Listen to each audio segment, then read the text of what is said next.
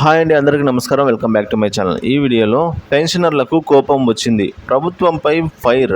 పూర్తి వివరాలు అయితే వీడియో ద్వారా తెలుసుకుందాము. వీడియోని ఎక్కడే కానీ స్కిప్ చేయకుండా ఎండ్ వరకు చూసినట్లయితే పూర్తి ఇన్ఫర్మేషన్ అర్థమవుతుంది.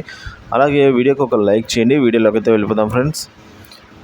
ప్రభుత్వ పెన్షనర్ల సమస్యలు పరిష్కరించాలి. దీర్ఘకాలిక అపరిష్కృతంగా ఉన్న పెన్షనర్ల సమస్యల పరిష్కారం కోసం ఉద్యమాన్ని ప్రకటిస్తున్నట్లు తెలంగాణ ప్రభుత్వం పెన్షన్దారుల సంయుక్త కార్యాచరణ సమితి టీజీపీజేఏసీ ప్రకటించింది. ఈ మేరకు బుధవారం సెక్రటేరియట్లోని సిఎస్ శాంతికుమార్ గారిని కలిసి నోటీసులు కూడా అందజేసింది. JAC chairman Lakshmaiah, secretary general Subhakar, ఇతర సభ్యులు.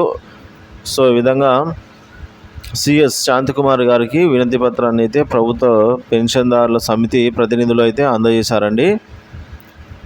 విశ్రాంత ఉద్యోగులకు సంబంధించి ఏదైతే సమస్యలు ఉన్నాయో వాటిని పరిష్కరించండి అని చెప్పి త్రిసభ్య కమిటీకి రాష్ట్ర సమితి వినతి చేసుకుంది. విశ్రాంత ఉద్యోగులు, ఉపాధ్యాయుల అపరిష్కృత సమస్యలను సత్వరమే పరిష్కరించాలని విశ్రాంత ఉద్యోగుల సంఘం రాష్ట్ర అధ్యక్షుడు పలిశెట్టి దామోదర్ రెడ్డి, అలాగే ప్రధాన కార్యదర్శి సి చంద్రశేఖరు, అలాగే